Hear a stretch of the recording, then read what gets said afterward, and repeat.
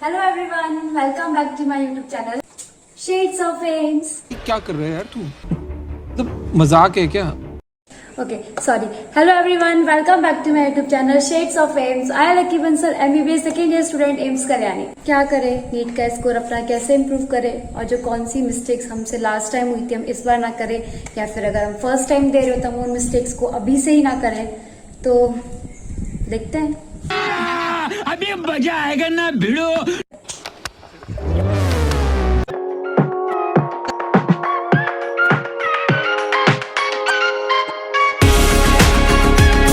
A few moments later. हाँ, मुझे एक बहुत इंपॉर्टेंट बात भी करनी है, तो आप इस वीडियो को लास्ट तक देखिएगा। Making new time tables every day. भाई बहुत लोग होते हैं जो रोज टाइम टेबल बनाते हैं, लेकिन वो गलत चीज़ है। हमें एक ही को टाइम एक बनाना है और एक को ही हमें पूरे साल फॉलो करना है, ताकि हमारा बार बार शेड्यूल डिस्टर्ब ना हो। अगर हम रोज नए नए टाइम टेबल बनाएंगे तो वही होगा, आज हमने कुछ और फॉलो किया, कल हमने कुछ और फॉलो किया और प्रॉपरली एक भी फॉलो नहीं हो रहा है। इस चक्कर में कोई भी चैप्टर पूरा हो ही नहीं रहा है, ना कंप्लीट पढ़ाई हो पा रही है। तो इसलिए बेटर यही है कि एक ही टाइम टेबल बनाओ, उसे ही पूरे साल कोशिश करो कि फॉलो करो। इनफैक्ट टाइम टेबल बनाओ ही नहीं, एक आइडिया रखो कि मुझे ये पढ़ना है, ये कंप्लीट करना है, आज मुझे ये टॉपिक्स पढ़ने हैं। नोट्स पे कम फोकस करना वो बहुत गलत है बेटे, क्योंकि अगर हम नोट्स को रिवाइज नहीं करेंगे तो बिना नोट्स के पढ़े हम लोग क्वेश्चन प्रैक्टिस नहीं कर पाएंगे। क्योंकि हमें टीचर्स एक शॉर्ट वे में नोट्स बनवाते हैं ताकि हम क्वेश्चन जल्दी कर सके और फास्ट कर सके, कम टाइम में कर सके। अगर हम नोट्स नहीं पढ़ेंगे तो हम हर क्वेश्चन में अपने तरीके से सॉल्व करेंगे, तो जहाँ उस क्वेश्चन को करने में 1 मिनट लगेगा वहाँ उसको करने में 15 मिनट जाएगा। क्योंकि नोट्स का वेटेज बहुत ज़्यादा आता है पेपर के अंदर, क्योंकि हमें टीचर्स कोचिंग में वही पढ़ाते हैं जो इंपॉर्टेंट होते हैं। बहुत बड़ी गलत है बेटा, क्योंकि बिना नोट्स पढ़े क्वेश्चन प्रैक्टिस करना यूजलेस है, मतलब बिल्कुल यूजलेस है। देखो हम लोग जगह जगह से ऐप से क्वेश्चन प्रैक्टिस करते हैं और ऑनलाइन प्रैक्टिस करते हैं, लेकिन जो नीट होता है वो एक ऑफलाइन एग्जाम है। तो हम जितना ऑफलाइन कम करके ऑनलाइन ज़्यादा करेंगे तो वो हमारे लिए एक हार्मफुल ही है।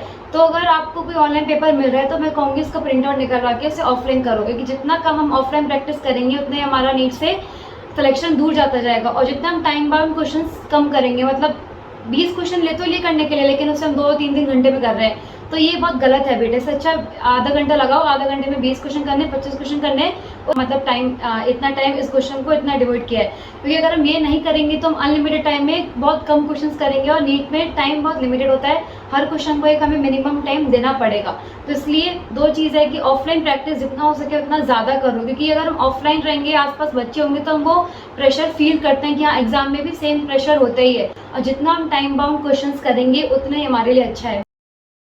स्टॉप ब्लेमिंग, मतलब हमें दूसरों को ब्लेम नहीं करना है। बहुत सारे स्टूडेंट्स क्या होता है, अगर टेस्ट में अच्छा परफॉर्म नहीं कर पाया, फिर उनका सिलेक्शन नहीं हुआ, या फिर उन्होंने अच्छा मार्क्स स्कोर नहीं किया, मतलब कि क्या कर रहे होंगे कि यार मेरी तबीयत खराब हो गई थी, या मुझे टाइम नहीं मिल पाया, मैं बाहर चला गया था, या फिर टीचर्स ने अच्छे से नहीं ध्यान दिया, ये हुआ वो हुआ। ये सब ब्लेमिंग ही होती है कि हमें इन सबको ब्लेम नहीं कर। तो ये ब्लेमिंग चीज़ें छोड़ देनी चाहिए। इसमें मतलब इस पर फोकस ही नहीं देना है कि इस वजह से हुआ, उस वजह से नहीं हुआ। जो गलती हुई उसे एक्सेप्ट करना है कि हाँ हमसे नहीं हुआ, कोई नहीं, हम दोबारा स्टार्ट कर सकते हैं। पहले हमें खुद को देखना चाहिए कि हमने खुद ने कहाँ मिस्टेक की होगी। हमारी फाइट हमारी खुद से है पहले, तो पहले खुद को देखो कि हमने खुद ने कहाँ मिस्टेक की, हमें कहाँ इम्प्रूव करना है।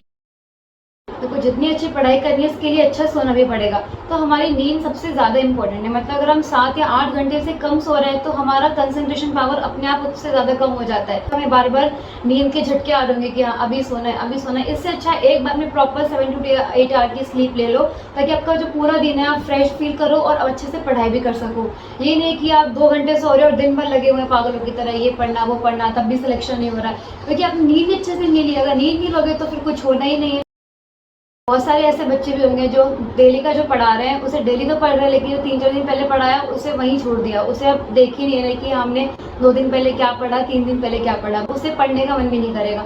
तो भाई वो हमें इकट्ठे ही क्यों करना है, हमें बैकलॉग बनाना ही क्यों। इससे अच्छा अगर आज जो हमने पढ़ा आज का आज पढ़ के एक बार कल का भी हम लोग रिवाइज कर लेंगे तो हमारा कल का पोर्शन ज़्यादा स्ट्रॉन्ग हो जाएगा। हमें बैकलॉग को भी उतना इंपॉर्टेंस देना पड़ेगा जितना हम रिसेंट टॉपिक्स को देते जा रहे हैं। और बहुत सारे स्टूडेंट की दिक्कत होती है कंपेयर करना, अपने आप को दूसरों से कंपेयर करना, अपने आसपास के लोगों से कंपेयर करना। भाई कितने लोगों से कंपेयर करोगे, आपका कंपटीशन 18 लाख बच्चों से होता है हर साल। तो आप 18 लाख को एक एक करके कंपेयर करने तो नहीं बैठ रहे हो कि यार वो उसका अच्छा हुआ, ये अच्छे मार्क्स है, ये वो। अपना कंपेरिजन पहले खुद से करो कि खुद ने लास्ट टेस्ट में क्या करा और इस टेस्ट में क्या कर रहे हो। उससे करो कि आपकी लास्ट टेस्ट में कितनी प्रैक्टिस थी और इस टेस्ट में आपकी कितनी प्रैक्टिस है और आप कितनी कर सकते हो। दूसरों से कंपेयर करके रिजल्ट तो अच्छा नहीं होने वाला। तो इसलिए खुद से देखो कि लास्ट एग्जाम से इस एग्जाम में कितना इंप्रूवमेंट कर सकता हूँ। जो मिस्टेक लास्ट टाइम की वो इस बार नहीं करनी है। सेटिंग बिग गोल्स, ये सबसे बड़ी मिस्टेक होती है हमारी कि हम हमारी जितनी कैपेसिटी उससे ज़्यादा का गोल सेट कर ले तो फिर वो हमसे जितनी कैपेसिटी उतना भी नहीं बनाता है कि यार आज मैं 4 चैप्टर कर लूँगी, 5 कर लूँगी। भाई एक दिन में इतना करना स्टार्टिंग में नहीं पॉसिबल हो पाता, तो इतने गोल सेट ही क्यों करने के आप इतने नहीं कर पा।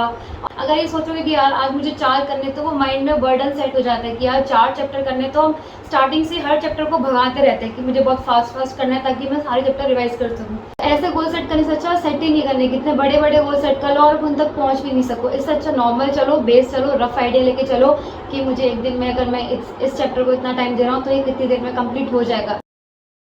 और हाँ, कभी कोई चैप्टर को स्टार्ट करने के बाद उसे बीच में नहीं छोड़ना है। कभी किसी चैप्टर को उसके मिडल पोर्शन में कि यार बहुत टफ है, नहीं होगा, उस टाइम नहीं छोड़ना है। फिर वो चैप्टर हमेशा रह ही जाएगा। अगर टफ है तो कोई नहीं, 2-3 बार पढ़ो तो समझ में तो अपने आप आ ही जाना है। अगर जितना बीच में छोड़ेंगे, ऐसे कितने यूनिट्स को बीच में छोड़ोगे, लेट इट बी, उसको चलने दो धीरे धीरे करके। ये नहीं करना है कि यार नहीं हो रहा है छोड़ देते हैं, नहीं हो रहा है छोड़ देते हैं। ऐसे करोगे तो सारा सिलेबस ही छूट जाएगा। इसलिए अगर कोई चैप्टर स्टार्ट किया है तो कोशिश करो कि इसके एंड तक पहुँच के उसके क्वेश्चंस भी लगा लो।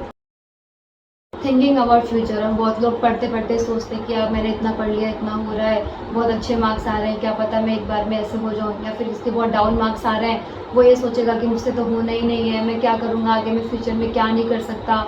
या फिर तो ये सब नहीं सोचना है यार, नॉर्मल लेके चलो, जो चल रहा है अभी उसी पे ध्यान दो। जो मार्क्स चल रहे हैं कोचिंग में वगैरह में, क्लासेस में, उस पर फोकस रहो। अपने डेली शेड्यूल पे फोकस रहो कि मुझे चैप्टर्स कंप्लीट करने हैं, मुझे अपना क्वेश्चन प्रैक्टिस अच्छा करना है। फ्यूचर में क्या होगा, अगर इस पर अभी से सोचोगे ना तो फिर जो कर रहे हो उस पर भी ध्यान नहीं रहेगा, वो चैप्टर माइंड में जाएगी नहीं। अगर तुम दिमाग में सोचते जा रहे हो कि हाँ मेरा सिलेक्शन नहीं हुआ तो मैं क्या करूँगा, तुम साथ में पढ़ते भी जा रहे हो, तो तुम जो पढ़ रहे हो तुम्हारे लिए एक तरीके से यूजलेस ही है, तो वो कुछ काम का ही नहीं। इसलिए फ्यूचर के बारे में सोचना बिल्कुल छोड़ ही दो।